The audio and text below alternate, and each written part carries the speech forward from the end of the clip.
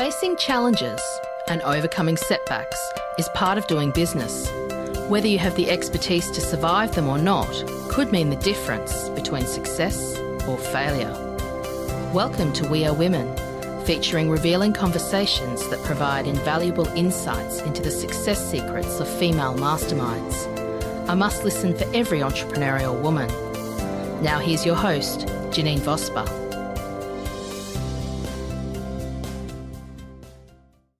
Hi, and welcome to this episode of the We Are Women podcast. I am Janine Vosper, and I have with me today Sally Foley-Lewis. Now, Sally inspires and skills managers to become high-performing, purposeful, and productive, obsessed with boosting productive and self-leadership that ensures people reach their potential. Sally's presentations and programs positively impact the confidence level and leadership and results for what we're going to be talking about is people in middle management today. And multi-award winning global professional speaker, Sally has authored multiple books. Her book, The Productive Leader, received an endorsement from the renowned global personal development guru, Brian Tracy. When I read that, Sally, I thought, oh, I've got to ask more about that. That is very cool. The drive to support and skill managers comes from her own senior leadership experiences. Sally delivers presentations, keynote speeches, workshops, and coaching online and face-to-face to skill managers, boost productivity and self-leadership. And when I was reading through and finding out more about you, Sally, I sort of found out all of these different awards that you've won, and the list just goes on and on. The USQ Outstanding Alumni of the Year for Business Enterprise, the AI Influential Businesswoman winner, Most Inspirational Leadership Development Specialist Australia, Raw Success Awards, Silver Leadership Award, and that's just in the last year. So there's a huge list here. Congratulations on all of those awards. Oh, Janine, stop it. Stop it. Stop it. My ego. Very impressive, Sally. Welcome. I'm so glad that we could do this. We had a good chat the other day in a little bit of a reverse position, and now you're here with me, and I'm interviewing you and finding out, your vast experience in working with people in that middle management role, but particularly with, obviously talking about women here. I'm going to come back to more about you, but just something that popped in is there a difference between men and women in that middle management role? Look, we know the answer, but yes, that's my evil grinning laughter kicking in there.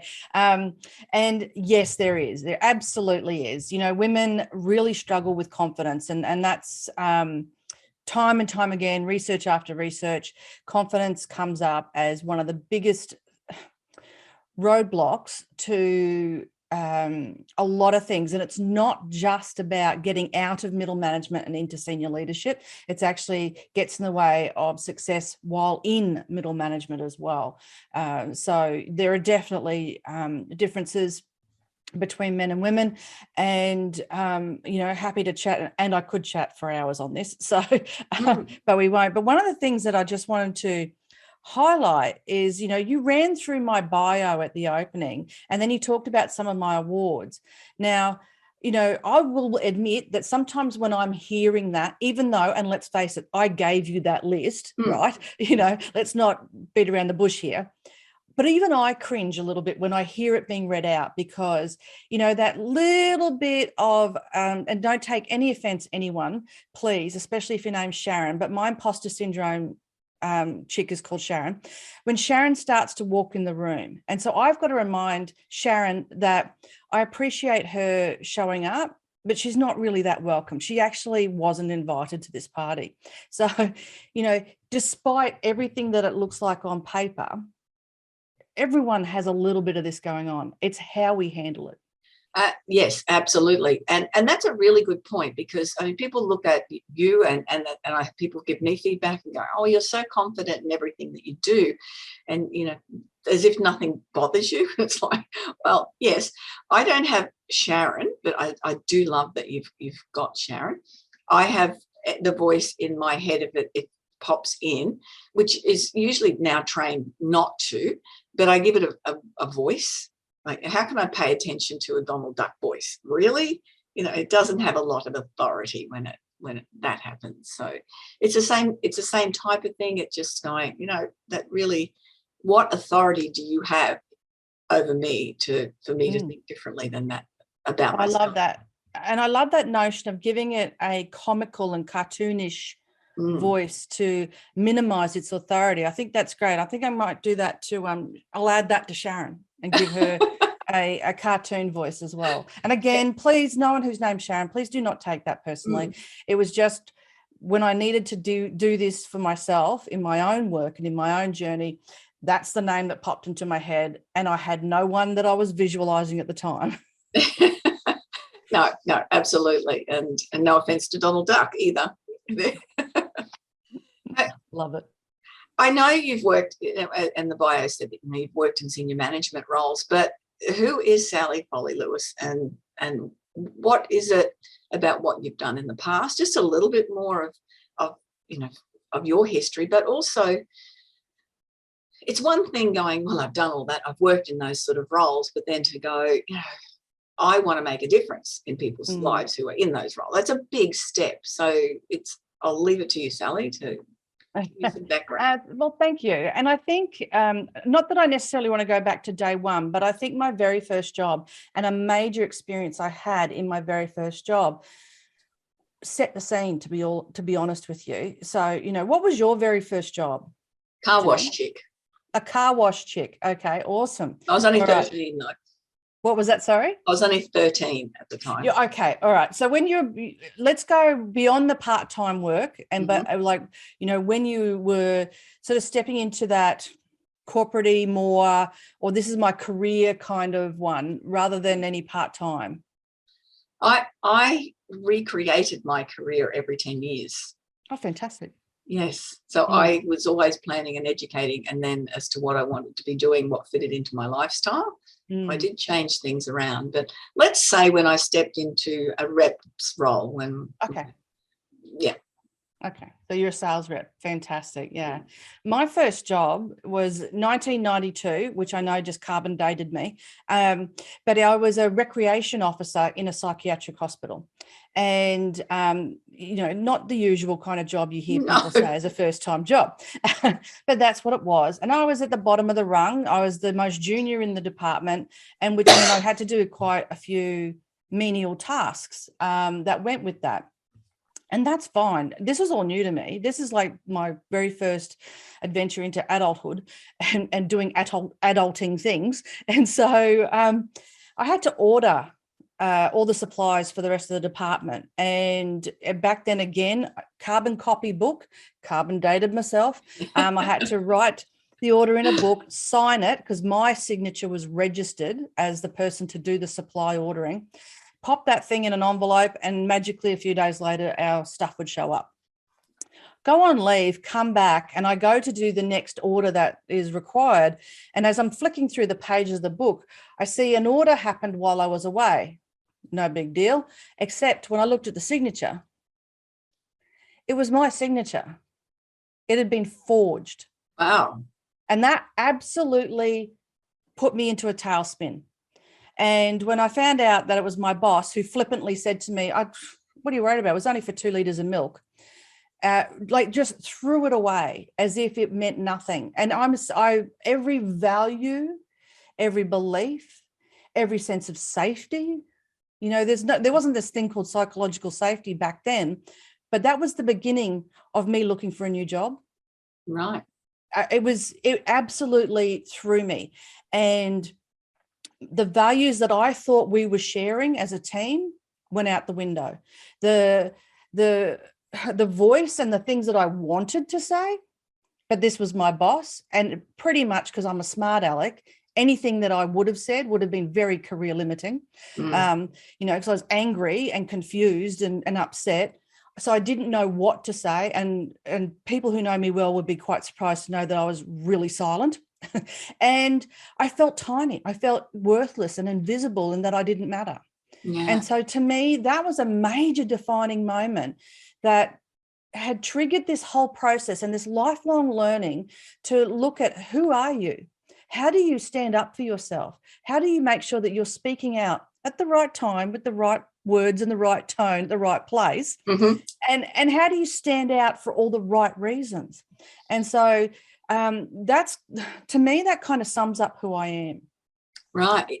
And it's interesting how something that other people might look at it and go, oh, that's just trivial, but it's a defining moment.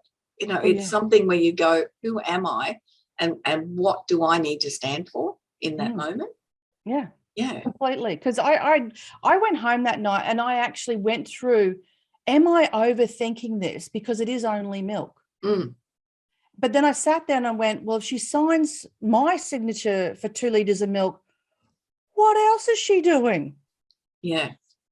And why did she have to sign my signature when she's more senior to me? Like, none of it made sense. And so I was doing this pendulum swing of doubting myself, when in actual fact, if I was a little bit more mature, a little bit more grounded and had a little bit more life, you know, under my belt, I probably would have sat there and said, it's not about the milk. And I think we both know that. Yeah. Yeah. And that probably would have been enough. And I imagine she would have made my life hell. Yes. And it still would have been the beginning of my last days there. And that's going to be okay. And that's the thing, isn't it? It's how many times do we wish we had said something and we've held back? I get the trouble for the opposite, really, is especially from, you know, he who lives in the house with me for the last 40 something years. It's did you need to, you know, just walk away? And some things you can just walk away from. But when it hits your values and your beliefs in something, to be able to step up and do it with courtesy and kindness, but to be able to step up and own that voice. That's why I have people come to me saying, I haven't got a voice. I want to find my voice. And that's what that means, isn't it? To be able to, in any situation, go, do I need to say something here? And if I do, can I? And I think it's about, to me, values, voice, and visibility are the trifecta for self-leadership. And I believe a great leader has worked on their self-leadership. And that's something that, you know, that's something that's in my latest book. It's in the presentations that I'm doing around sparking your self-leadership. But when we're talking about women, and I know that that's what this podcast is all about, so let's hone right in. I think that here I am, a young woman in her very first job, and just had her values, voice, and visibility completely mashed up and messed up all in one moment. And I have to say now I'm really grateful it happened, because it helped clarify exactly who I am, what I stand up for, what I'll speak up about, and what I'll stand out for. And, you know, I saw that boss once on a train many years later, and she saw me. We're quite a distance away, which is probably a good thing. But I looked at her and I gave her what I call my mother's eyebrow. That all telling you're in deep trouble eyebrow. Boy, do I know that eyebrow well. But I gave her my mother's eyebrow, and she knew. And we had one of those moments that when I know that you know that I know that you know. Nothing needed to be said. It was right. Yep, we're good. I got your number. Yeah. Where, you know, and she turned around and walked away. And I just felt empowered in that moment. Because I read something, and I'm not a genius in body language, but I read something that told me she still knows she did something wrong. Yeah, interesting, isn't it? And even, you know, all that time passing, that it's still something that was relevant to her as well. Exactly. And I would imagine that's a defining moment for her too, if it was going to be something that she was prepared to look into. But and so here's the thing for women, particularly women in middle management. It's not about always speaking up. It's about being really clear about what's the most important thing to say in that moment, and also being okay to ask questions that seek clarity for the team and ask questions that seek clarity for what's required. Because I think one of the things that we don't do is we don't ask a question for fear of how we'll look, but it's how we craft the question. Yeah. And it's how we then speak up and how we make sure and how we pre-frame some of the things that we want to say so that we're actually the voice of reason and the voice of calm. And we're actually providing a sense of safety and relief for everyone else around that table. Now that's a good point, because often when someone does speak up, the rest of the people around the table will be thinking, oh, I'm so glad somebody asked that. I'm so glad somebody else clarified that, because it's a matter of, otherwise, if you don't receive that clarity, then it's an opportunity for them to build up a culture of distrust when people will then walk away and go, well, that's not how it was meant to happen. Nobody explained that to me. We're not doing this. We're not on the same page. All of those things that come up, isn't it? Absolutely. And that's where I think pre-framing works really well, where we say, look, I want to make sure that when we leave this meeting, we know exactly what we're doing. All the expectations are clear. So with that in mind, question, and I think that pre-frame sets us up to make sure that it's not about making anyone else look bad either. No. Because that could be what's on the other side of this. When we think about confidence, and it doesn't matter what gender we are, when we think about confidence, there are three things that really dent our confidence. That's the fear of failure, the fear of regret, and the fear of rejection. And for women, the fear of failure is huge because it's so intertwined with that confidence factor. And so when we pre-frame and set a scene that says this is the outcome I'm seeking, and then we can ask questions, and then we can actually clarify, we do so with far more empowerment in our tone and in our voice, that we actually walk away from those experiences feeling more confident, and others have more confidence in us. Yes, and that's such an important factor as well when you're in that management role. And I know when I was GM for a company, it was one of the other than the owner of the business, one of the top managers in the business, but there were different department priorities, and there was a sales department which I looked after. There was warehousing, and there was admin and accounting, and everyone had their own agenda in each of those. And that's the thing as well, isn't it? Is being able to get everyone to work congruently and figure out what the goals of the business is, and rather than and this particular place became quite disjointed because of the agenda that one of the groups in particular had, and it was just it's not as congruent with the others. It really is a hard place to sit. Sounds like lots of silos. Yes.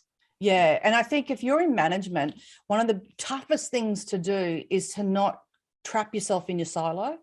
Because one of the biggest complaints that I get from middle managers is that they get pulled down into the weeds way too much and get stuck there way too long. And so, as a middle manager, one of the things I think is really critical to do is learning skills like delegation, being really clear in our communication, clear expectations, using coaching, just to name a few, so that we can pull ourselves back out of the weeds quicker.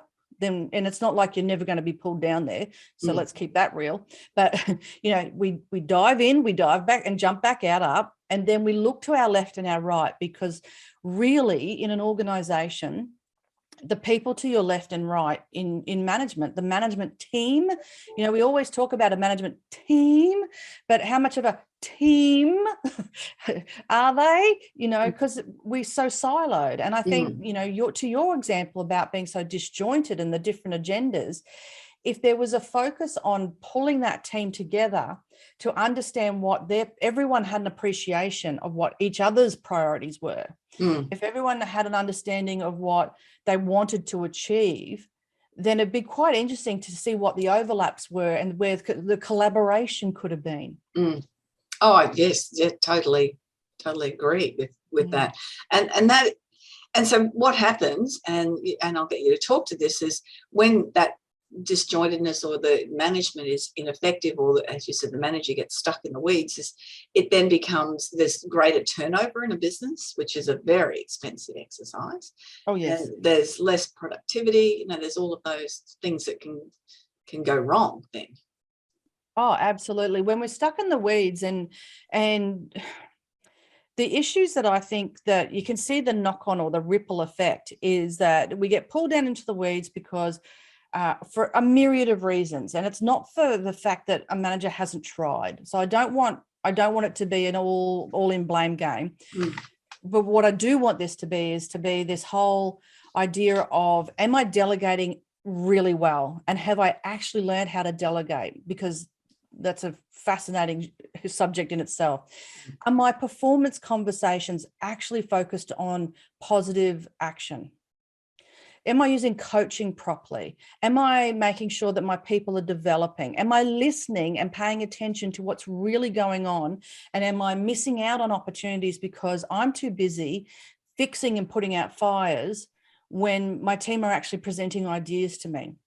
And so we get pulled down into the weeds, like you said, which triggers things like, I need to be in more control, which then triggers, well, I don't trust what's going on, which then triggers micromanaging, which then we have that, my boss micromanages me, I'm out of here, and so you can see how everything has that ripple effect. And it's it's not easy to pull out of it, but it's definitely doable, and it's absolutely worth it, because when we've got a highly performing team that are productive and happy, happy employees are productive employees. When the team's engaged, then we've got money in the kitty to actually reinvest in things like development and new opportunities, because it's not being drawn away into turnover. Yeah, that makes a whole lot of sense. What I've found is, and those businesses that are forward thinking and invest in training and invest in their management and invest in all their teams right across all levels, tend to be the ones that do keep their staff, that are successful. It's the ones that don't do that really do get bogged down, and things have happened so quickly over the last 2 years, and so many changes have come through that you really can't afford to get stuck. You need to be thinking about what's next. Yeah, there's two things to that. There's that old adage of, oh, but what if I train them and they leave? And well, what if you don't train them and they stay? And they stay. Love that. I had my business say that to me one time, because we hadn't really been training the sales team well. We'd just been saying, here's your territory, here's your list, go and do this. And the one person we trained up very well, we spent ages, and then he went, oh, this isn't for me, and left. Exactly. That was the owner of the business, said the exact same thing to me. But to me, that's the exception, not the rule. Oh, it was. And we started training people when I moved into the role a lot better, but yes. Exactly. And so to me, if that happens, then there's an opportunity to explore the recruitment side of things and the culture of the organization. If that person gets trained up and then says, this isn't for me, then there's a recruitment question. And it's not about blame. It's just go, oh, okay, well, we've obviously not really looked at the style and the type of person that we're recruiting to make sure they do fit this particular role. So there's that kind of thing. I think that, if you don't train people and they stay, then have a look at what's going on around your organization. And the other thing that I wanted to share, the second thing, was that I recently read, and I cannot for the life of me think of who they are, but it was partnered, I believe, with Deloitte Economics, that for every $1 invested in learning and development, there was a $4 something plus ROI, return on investment. I'm going to write that down. That's very beneficial for us coaches, isn't it, to have those statistics? Well, to me, that says a lot. But to me, there's fine print to this. Yeah. Okay. Because there's training and there's training. And you can send someone off to a one-hit wonder workshop, which can absolutely transform someone and get them re-engaged, invigorated. They're going to come back. But then as their manager, how are you going to help that person sustain that? That's one thing. The other thing is the type of training that you set up. Is it the right training for that person? Is it the right method of delivery? Is it actually a workshop, or is it on-the-job training, or is it coaching, or is it something else altogether? You know, to me, don't look at L&D or learning and development as a training workshop. No. Look at it as a broad spectrum of opportunities that help re-engage, skill, motivate your employees. Because then you're going to get more than $4 back. You know, you're absolutely going to get more than $4 back. I do a bit of work where we do the return on investment, and there's been hundreds of thousands of dollars ROI on an engagement that would have been a few $1,000s. Oh, look, undoubtedly it makes a great deal of difference. And I know I did some communication training last year for this particular company, and I was given the brief from the management as to a couple of issues. And so they sent along everybody, though. And they were a bit reluctant to all turn up. But then after there was 3 sessions. After the first session, then nobody wanted to miss the other 2 sessions, and there were lockdowns, and there was sick people, and there was all of these things going on. So we just had to keep pushing the dates out because nobody wanted to miss the next 2 sessions. They wanted to continue with some more training because they thought it was of high value, but the management was then reluctant to do it. But I think part of the problem was the management weren't doing the same communication had the same skills then, or learnt the same skills as the team had. So it's a two-way thing too, isn't it? You know, it very much so. It's not just let's train the managers to do this or let's train the staff to do this. We need to have it right across the board, but with different priorities. Oh, absolutely. There's a lot out there on offer for executive leadership, senior leadership coaching, and which is great. And there's a whole lot of training for operational staff. But where is that middle management? And this is where I specialize in. And obviously I deliver a whole range of experiences for middle managers. But that's why I stay in this particular area, because I think that, you know, as a middle manager, you have got so much power and so much opportunity to influence the people that are directly facing your customers and stakeholders. And, you know, you do have an opportunity to influence decision-making up the line as well. So to me, middle managers are in a pretty powerful position. And it's interesting that, you know, that I think it's fantastic that the delegates that came to your training realized how good it was and wanted to stay. And it showed then that there's an opportunity at that middle level as well. I want to share with you that I was contracted to deliver Leading Self and Others Through Change for a major Australian brand.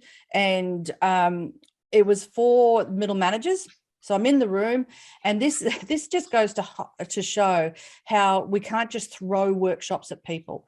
So I'm walking into the room, and there's about 13, 14 people, and we start the program, and then there's just something, you know, when you get that spidey, something's not right, my gut's churning, and I said, okay, I just want to say, look, this is a safe room, the door is shut. I just want to ask, what am I missing? What's going on that I'm picking up on? And please know that this is a safe room, and you can say anything you want, and we can handle and deal with whatever we got to deal with the best way we can. So just give it to me straight. And one of the gentlemen said, we don't quite know why you're here doing this when we've all had our pink slip. And I said, oh, I did not know that. And so, you know, these guys have been sent to training to lead themselves and others through change. Talk about change that they're about to get. They've been given the pink slip. Yeah, wow. So, you know, it's, to me, when we think about how we can empower middle managers, it's really about making sure we're looking for the right development at the right time that's going to get the right outcome. And that swings back to them. You know, does that development also help ignite or amplify confidence and courage and influence, which is what we all need? Yes, yeah. Oh, that's really interesting. They obviously booked the training well before they. No. Really? No. So just so you know, I dumped that topic and I just said to them, well, if you're all going, do you want to not worry about this, and do you want to chat about CVs and your LinkedIn profiles and, interviewing skills or anything like that? And they're like, do you do that? And I said, I've done a bit of it. I'm pretty good at it. Would you like to have a chat? I've been a CEO. I've had to recruit. Yeah. And they're like, do you mind? And I'm like, no, let's just do that.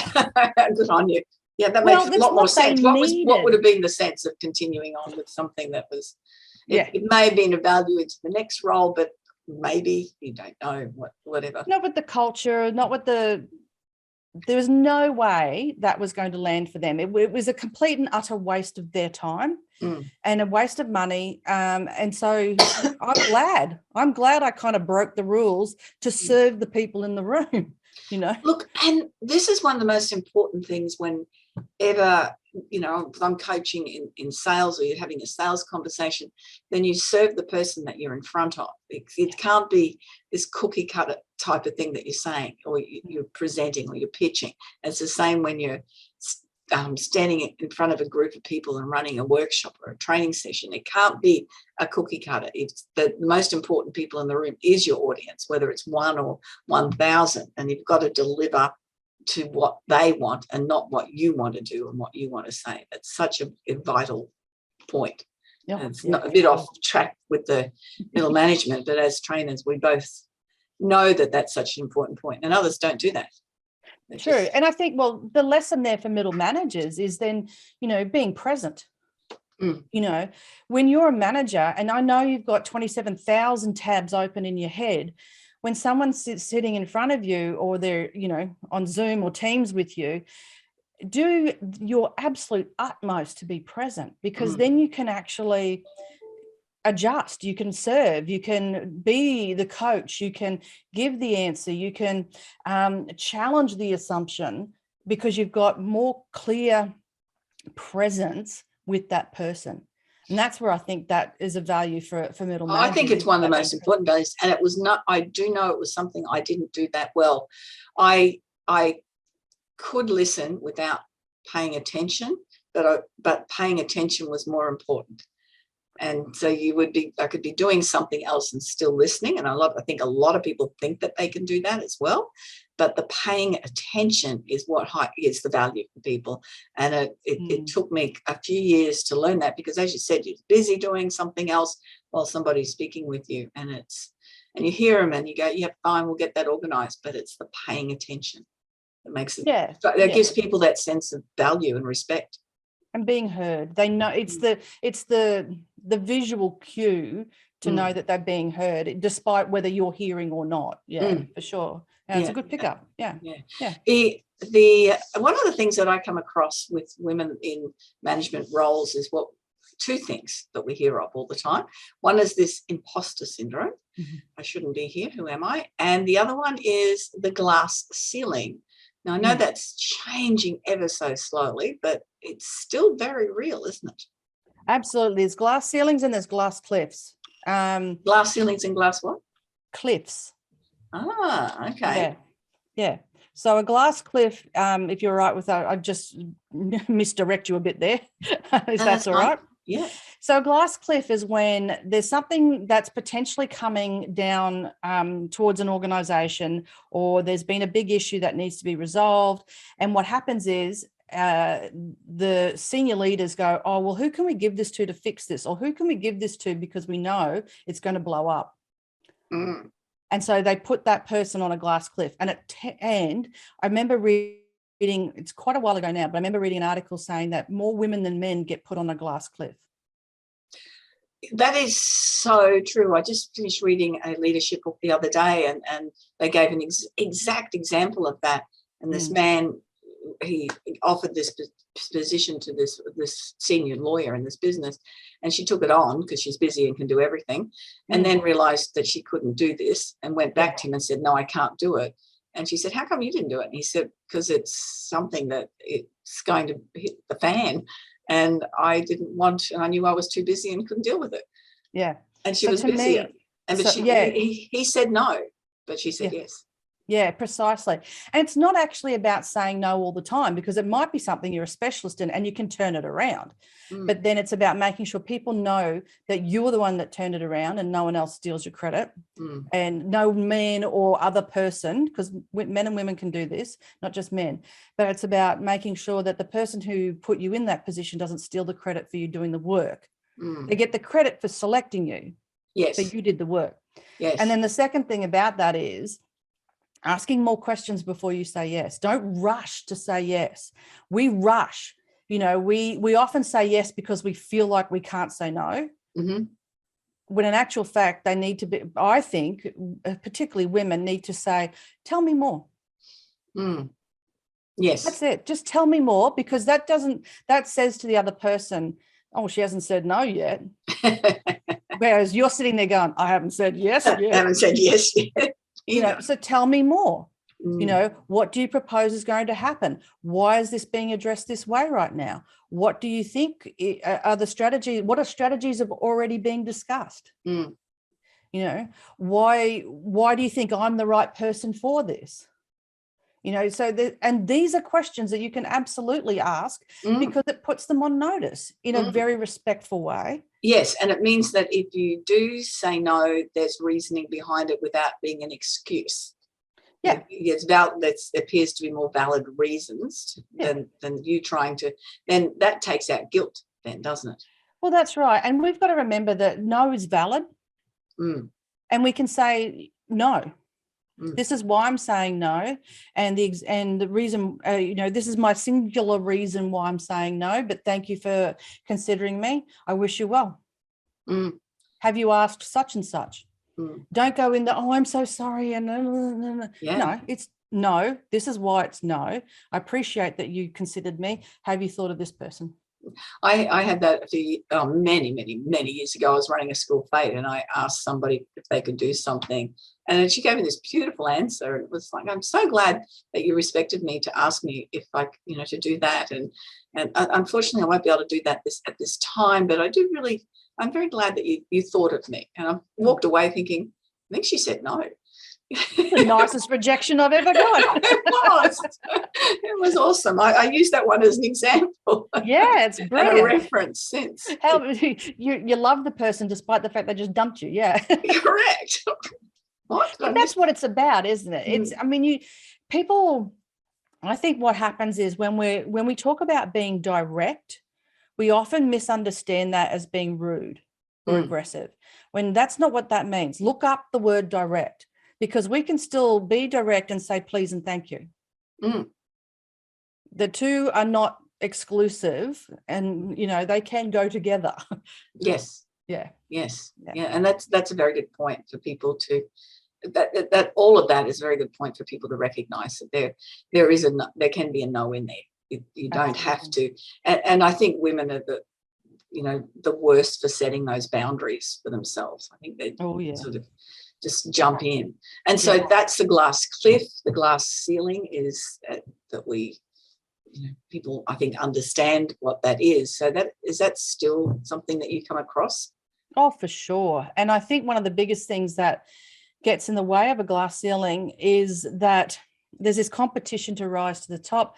You know, we still haven't got pay parity. Look, and equity and, you know, diversity and inclusion. These topics are huge, and I'm no expert in that particular area. But if anyone thinks there isn't any glass ceilings anymore, they're kidding themselves. They are still there. And I think one of the biggest things that, as a woman in middle management, that you can do for yourself is actually focus on your self-leadership and start with understanding your value and your worth, in working on your emotional intelligence. Because when you have got solid, good quality emotional intelligence, then you're going to be more resilient. You're going to have more positive self-talk. You're going to be able to bounce back when people reject you and when your ideas are rejected, and not be too thin-skinned about it. And I'm not saying don't ever be sensitive. That's never what I'm going to say. But it's about bouncing back from that. You're also going to have a lot more agency for yourself, which means that when you've got really good emotional intelligence, You're going to have a bit more courage and confidence in yourself to pitch your idea in a way that is going to have a greater chance of being heard around the table, the metaphorical table. So to me, any woman that wants to try and break through a glass ceiling, and can see that there's a ceiling there, and they're everywhere really. Start with your emotional intelligence. What is it that I can work on for myself that's going to give me more confidence and more courage, so I'm more influential and I can break that glass ceiling? Oh, and that is just so important, isn't it? When it comes to, I find this with training, when I'm running, individual training sessions where individuals come along to a group, the women, every time they're thinking about the expense, it's an expense, and they're going, is this of value? Goodness, the kids need to go on a trip to the snowy mountains, and husband needs a new mower, or whatever. There's all of those things that are going through their mind. Whereas when I talk to a man about it, they'll go, how much? Here's the money. Yeah. They see the value, and it's that seeing the value in yourself. It frustrates me no end, because that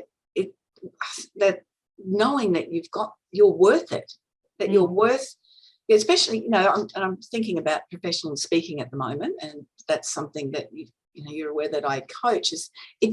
And we talked about this the other day, that was a 15% more chance of getting a promotion if you can speak well. Yes. So if that's not your forte, invest in that. If the confidence isn't, invest in that. If it's learning more skills to have a high EQ, then invest in that. But don't ever see it as an expense. It is an absolute investment in yourself. Yeah, for sure.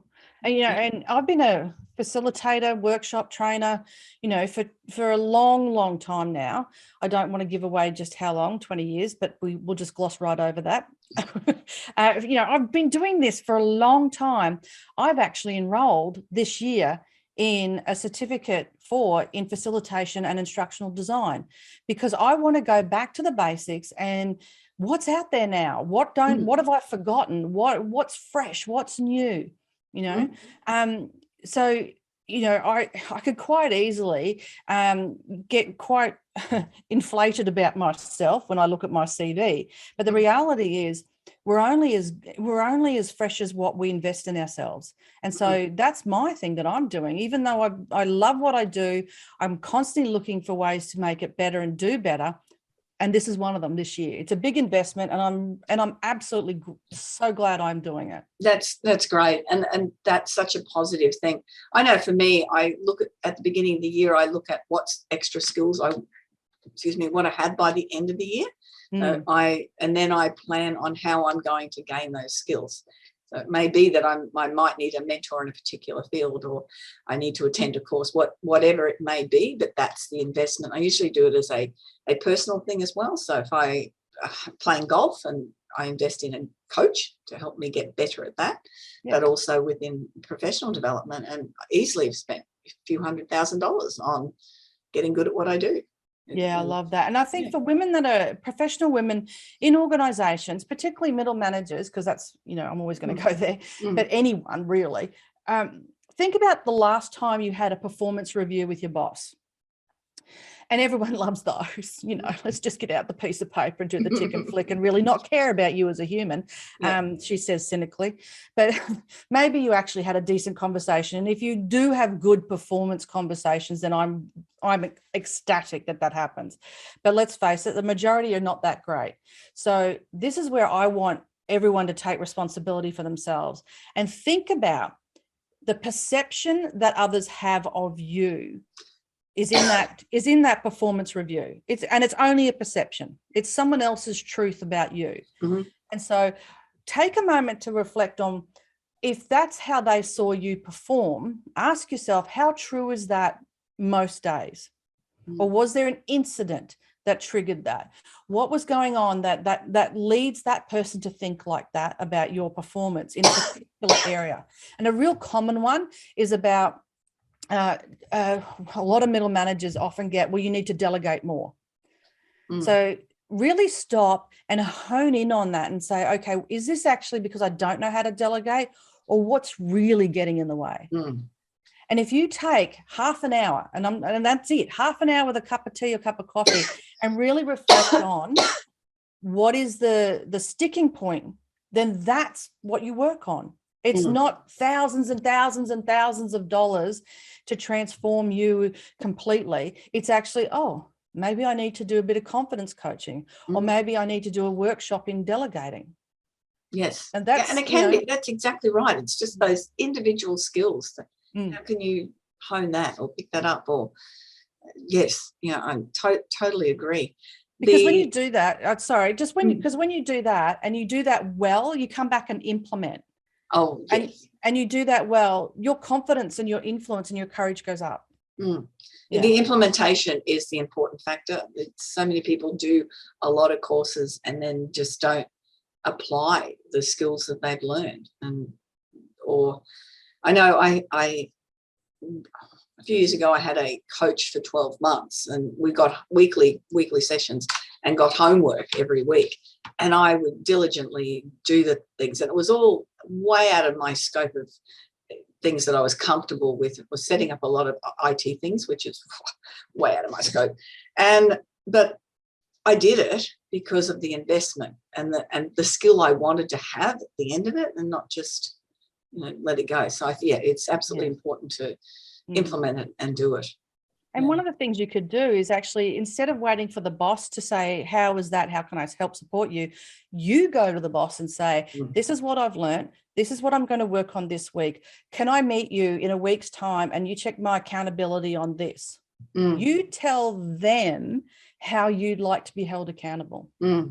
When I'm working with middle managers, what we often talk about and what I share with them is that, particularly in performance conversations, when you're just checking the commitment to the action and you're trying to wrap up that performance conversation, what I really encourage middle managers to say to their staff is, how would you like me to help you stay accountable to do this work? Because as a middle manager, we often think we have to know everything, including how to do the accountability. Whereas if we ask, then the onus is on the employee to say, I actually got to do this. And okay, well, maybe if I meet you next week and we talk about this, brilliant. And coming back to that individual. No, that's really important. Sally, our time has gone very, very quickly, as it always does in these conversations, because I just love hearing, from experts of the things that you love doing, and you can tell that with how you're talking about. There's so much knowledge there, but there's also so much passion in what you're doing as well. If we had 3 takeaways, what would you want them to be for the people listening? If we had 3. Give your imposter syndrome either a voice or a character, and talk to them and actually invite them to go. Like, really talk to them, because what that does is it separates them from you. They become their own entity. The imposter is not you. And then you can actually then kick them to the curb and tell them to get out. Love it.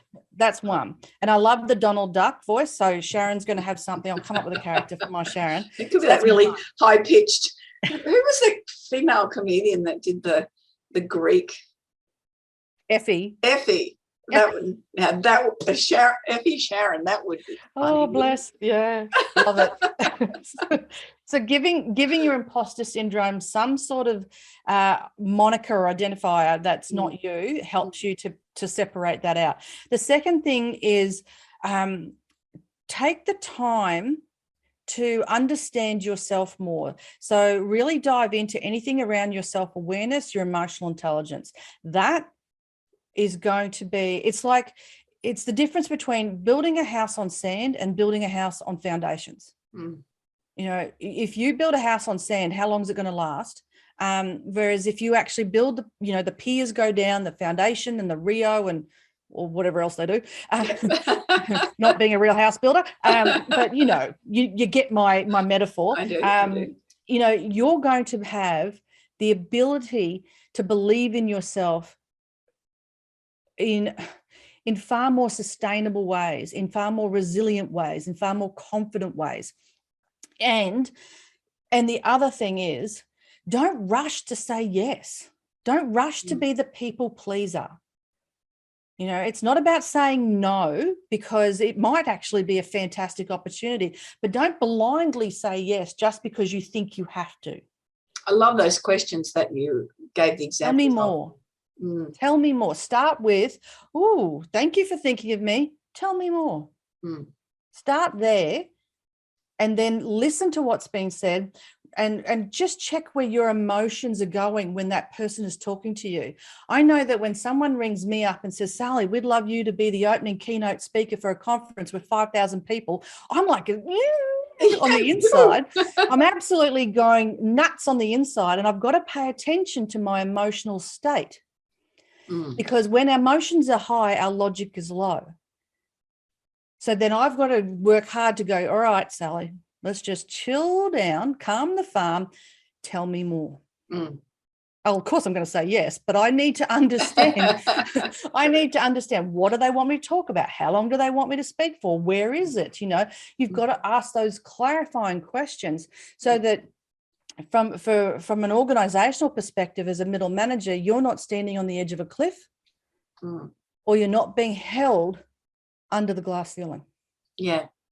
No, they're all extremely good points. And even just taking that away, that "tell me more," I think that's a brilliant takeaway. Sally, how can people find you, and what's the sort of, have you got any offers or things happening? This will go that June, July, so there might not be something specific, but if people want to work with you, what would be the best way for them to do that? Oh, just Google my name. There's only one of me, and many people will say, "Thank goodness there's only one of you." So Sally Foley-Lewis. If you Google that name, you will find me on the interwebs. And depending on when this goes out, of course, one of the things that I'm absolutely obsessed with right now is really helping middle managers get the support and development they need that isn't about fitting into any other organizational type of ranking, like not trying to get a middle manager to go to something that's super senior executive, and not getting a middle manager to sit in on an operational opportunity. So I'm actually pulling together the middle manager's online muster, which is all about, it's 3 days, it's free, it's online, and I'm hosting 20 something speakers, experts, who will dive into a whole range of topics that are essential for middle managers. So that's coming up on the 2nd to the 4th of June. So I don't know if that times in well. We'll probably miss that, but I think it's an amazing, it's a great idea to be able to pull people together like that. And I'm sure it won't be a once-off. No, this is the inaugural, so I'll be on every year. And I do believe, Janine, we might be having you next year. Or let me think about it. Tell me more. No. Well done. Love it. Yes. Yeah. So just Google my name. You'll see me there. I do presentations and workshops and coaching. And and now the places are open again, Sally. Guess what? You can go back to doing keynotes and conference speaking. Absolutely. Yeah. I can do conferences from a real stage rather than this stage here. Correct. So actually, one of the things that might actually be quite helpful is I am certified in emotional intelligence certification. So if anyone is really interested in diving into their emotional intelligence and really developing that more, you can look me up and we can do an EIQ2 assessment and a debrief. So that's something that might be really worthwhile. I do a lot of that for teams and management teams, and it's not exposing anyone's emotional intelligence to anyone else, but everyone does their own assessment. Then we talk about emotional intelligence, and then people can ask questions and clarify things. And we talk about what the assessment means. And if you scored high, what then you should be working on, or if you scored low, what you could be working on, and really creating a development plan around that. So the emotional intelligence is something that I find a lot of management teams value quite well. Absolutely. I remember doing the test many years ago. It's been a long time since I've done that, but yeah, it was highly valuable at the time. That's wonderful. Will people just email you for that, or is there a separate link that I can Yeah, add just to email the me. notes? You can get in touch with me on email, sally@sallyfoleylewis.com, or if you do find my website, which is guess, it's Would you say Lewis? sallyfoleylewis.com. Yeah. Just Google my name, you'll find me. There's a contact form on the website. Happy to have a chat, see what works for you. Oh, no, that's terrific. I think, and that's a great offer too, and very generous. So hopefully we've got some people that will take that up. Sally, thank you so much for sharing your expertise. And I think we could have kept talking for quite a while longer. We would have found another 30 subjects that we could have highlighted on or focused on. We've certainly covered quite a few in this interview. For sure. Thank you, Janine. Loved chatting with you. Thank you. And that's another episode of the We Are Women podcast. Remember, if you love it, subscribe, leave a 5-star review. And if you are not sure about where you're sitting in your life or your business at the moment, you can always book a strategy call with me at janinevosper.com and just go in 20 minutes. It's all free and we can have a conversation. And the thing is, if I can't help you, I have the most amazing group of experts out there that I've made contact with that I can recommend somebody for you. So have a fantastic day wherever you're listening to this from. And I look forward to you joining me on the next episode of the We Are Women podcast. Bye-bye for now.